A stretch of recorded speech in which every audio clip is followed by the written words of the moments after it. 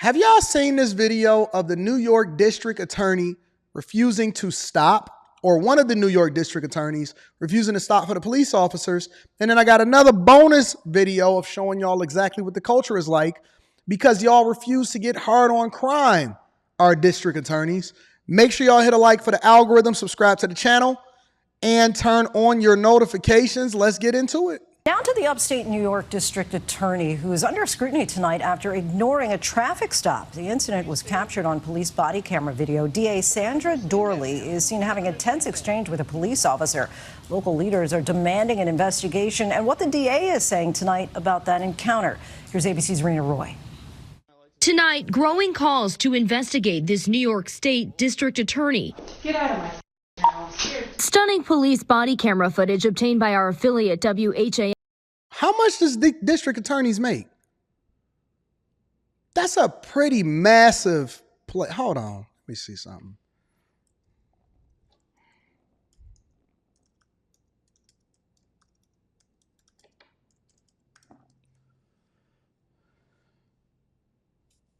I gotta go New York.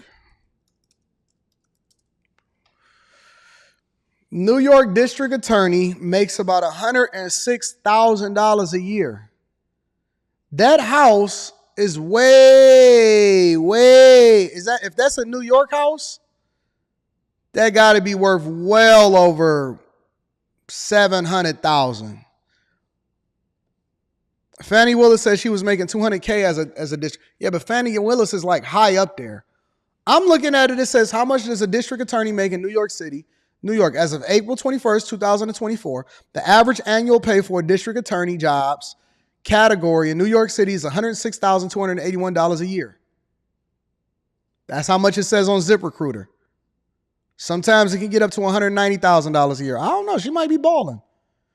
And I guess it depends on what level you are. Manhattan District Attorney's Office. So maybe that's just the salaries inside of the office. And she actually probably make more than $165,000 a year. Okay, so I could be off. I need to look into it. Well, so let's assume you make somewhere between $150,000 and $200,000 a year. All right, let's continue. AM showing Monroe County DA Sandra Dorley moments after authorities say she refused to pull over for a traffic stop last week, instead driving home. The officer following Dorley less than a mile to her garage, confronting her. What is the reason you're so against what I'm doing? I'm doing my job. You say you're a DA? I am the DA. Okay. Woo! Okay. How is that any different, Sam? Do you know who the F I am? Do you know who the I am? What's her name again? Let me see something. Sandra Dorley. All right, let me look this up. Sandra Dorley salary. Because all of that stuff should be public information. She says, I'm the DA. Salaries in local government, according to the EmpireCenter.org, says that, hold on, let me see something. I'm the DA. Okay. District Attorney Sandra Dorley, who earned nearly $200,000 as district attorneys in New York, have received raises in recent years on par with raises for state judges. So she makes roughly $200,000 a year. $200,000 a year is around what she makes as a district attorney. They said, do you know who I am? She says, I am the... He said, you're a district attorney? She said, I am the district attorney. Let me get you my badge. I'm the district attorney of Monroe County. So she make 200 bands a year, and she said, I'm the DA. Watch your step. Watch your step, big dog. Let me get you my badge. I am the DA of Monroe County. Dorley admitting she was... Look, they just going through their car. Don't matter. They don't even worry about them. See, if it was me, they'd be like, I'm sorry, sir. Keep your hands out. Hands out. I was going 55 coming home from work. 55 and a 35. I don't really care. Claiming she did not hear the sirens and didn't stop because of other cars, appearing to use her position of power to intimidate the responding officer. I understand the law better than you. At one point, she even appears to call the police chief. 35 on Phillips Road. To leave me alone. Can you stay over here, ma'am? This is a I'm traffic. not This is staying a over legal traffic stop. Eventually telling the officer to write her a ticket I'm the one who prosecutes it, okay? Just go ahead and do it. Go ahead. and ultimately apologizing. You know what I've been dealing with all day? 3 murders in the city. And do you think I really care if I was going 20 miles over the speed limit? In a statement, Dorley saying she pled guilty and had no intention of using her position to receive a benefit, adding nobody, including her district attorney, is above the law. Dorley says she's already paid the fine. Rena Roy joins us now here in New York. Rena, we know county officials are asking for a probe. What can you tell us about their request for New York State Attorney General Letitia James to Oh, they got some hotties on here today. Let's get to it. investigate her conduct? Well, Lindsay, city council members say they are questioning Dorley's fitness to serve because of her behavior. We have reached out to the AG's office for comment, but haven't heard back yet. She basically leveraged her position in order to try to get out of a ticket, which was dumb. I always say, I was telling somebody over the weekend about traffic tickets, and I always say that traffic lights and speed limits are merely suggestions for people that have resources. I hate to say it.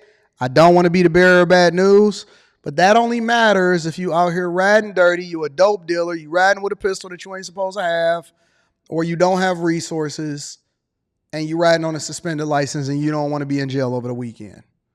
Those are merely suggestions for people like me. I was riding with my cousin because we was going to the store after coming from the draft parties and stuff like that. And we was going to the gas station. I was like, "Oh, I'm not stopping at that. I'm not stopping at no light. I'm not stopping." Because if you stop at a light for too long, I come from the hood where that used to be food. If you just stopping at a stoplight for too long, no.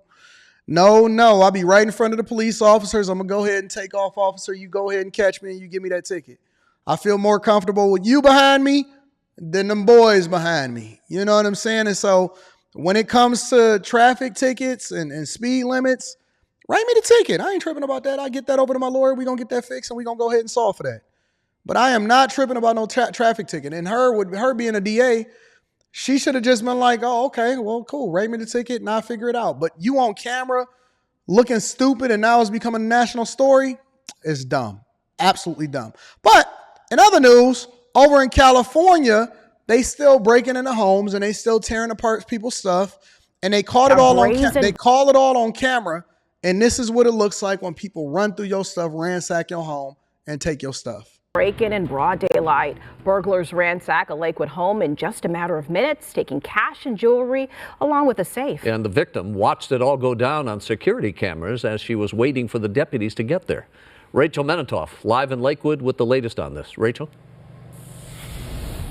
Rick, Karine, that's right. The homeowner was watching this in real time on the Ring app on her phone, and the only thing she could do was call 911 as 2 thieves essentially tore apart her house. Now, this homeowner is too shaken to speak with us at the moment, but we did talk to her neighbor, Belinda. Belinda's home was burglarized 2 months ago, also in broad daylight in a very similar way. Listen to how she describes it. Honestly, I feel like they walked up, they waved as if they were waving at a camera, and they were in and out really fast. There wasn't even any activity downstairs is what it appeared to be. They opened one drawer, but they knew exactly where they were going, is what it seemed like. I mean, they seemed like they knew what they were doing. They were in and out so fast enough that the police couldn't respond to that. You know, maybe they targeted an area where they know how long it takes for people to arrive. And Belinda's home was burglarized at the end of February, just before 10 a.m. This most recent burglary happened around 11:30 on Thursday, April 25th. That's a dope house, too. That house looked like it's pretty sweet. It's pretty spacious. On Lakewood Drive, right next to the well-known Lakewood Country Club, the homeowner shared this surveillance video showing the ordeal. Is that a It dog? shows the suspects looking through the windows and casing the house until they break through one of the doors. They're wearing masks to conceal their identities and hoodie sweatshirts. One of the suspects appears to smash what may be a security device to the ground, and then they both go upstairs and start collecting suitcases and whatever they can get their hands on. This includes cash, jewelry, and a safe. They're only inside the home for about 4.5 minutes before they take off. Nearby residents shared their shock and concern with us. It's absolutely insane to me to hear that 2 people broke into this house in broad daylight. I just can't understand it, really, that would happen in a neighborhood like this. It's a tight-knit community where everybody knows each other's names first and last, and everybody's just really friendly and welcoming. And the suspects apparently fled in a dark-colored SUV. The sheriff's department is now searching for the getaway car. As for the burglary at Belinda's home, she tells me that there hasn't even been a detective assigned to her case, and she hasn't been able to recover any of the stolen items, which include precious family heirlooms. And nobody cares, because we have now given a green light to thieves. We have given a green light to people that rob homes. We have no regard for you and your belongings and your precious metals. We don't care about the safe. The detectives is not going to investigate. The prosecutors is not going to prosecute. And if they do ever go to jail for getting into something else that has nothing to do with your burglary or the burglary of your home, then they're going to be partying with contraband, and they're going to be having a good old time with all of the friendly inmates and be with cell phones and be cooking up and having a good time. They're going to be smoking trees. They get drone drops in front of the prisons and the jails now. No big deal. And they're going to be out on no bail soon anyway to come and rob you again. And they're going to master what they did to make sure that they don't get caught a new time. So that's what's happening over in California and in New York, where your New York district attorney refused to stop, and she wanted to leverage her position in order to try to get out of a ticket like an idiot, making over $200,000 a year. But who am I? What do I know? What do we know over here on the Millionaire Show? Absolutely nothing.